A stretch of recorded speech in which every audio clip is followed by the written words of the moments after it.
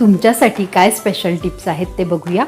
इथून पुढे थोडंसं ब्रेथलेसनेस म्हणजे श्वासोच्छवासाला थोडंसं प्रॉब्लेम आहे असं वाटू शकतं. मग अशा वेळेला प्राणायाम शिकून घ्या, श्वासोच्छवासाचे व्यायाम शिकून घ्या, योगतज्ञांकडून शिकून घ्या आणि त्याचा अभ्यास करा, सराव करा.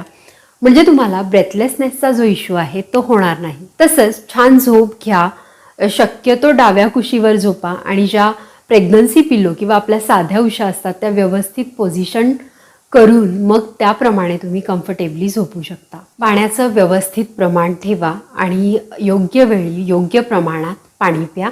म्हणजे अमनिओटिक फ्लुइडची जी मात्रा आहे, जे प्रमाण आहे ते मेंटेन राहील. कुठलीही फळं, भाज्या रॉ फॉर्ममध्ये खात असाल, सलाड स्वरूपात खात असाल तर ती आधी पाण्यात भिजत घाला, स्वच्छ धुवा आणि त्यानंतर शक्यतो वरचं साल काढून, काकडी खात असाल तर साल काढून, गाजर खात असाल तर साल काढून खा. अर्धकच्चा मांस, अर्ध शिजवलेलं मांस बिलकुल सेवन करू नका. साखर देखील प्रमाणात खा.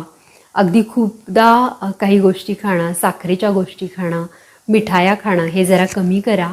म्हणजे डायबिटीस सारखे इश्यूज आपल्याला होणार नाही. आशा करते हा व्हिडिओ तुम्हाला आवडला असेल. व्हिडिओ आवडला असेल तर लाईक करा, तुमच्या प्रेग्नंट मैत्रिणींबरोबर हा व्हिडिओ शेअर करा. चला तर मग परत भेटूया पुढच्या आठवड्यामध्ये प्रेग्नन्सीच्या 31व्या आठवड्याच्या माहितीसह. Till then stay happy, stay positive and stay connected with knowledge basket India. Thank you.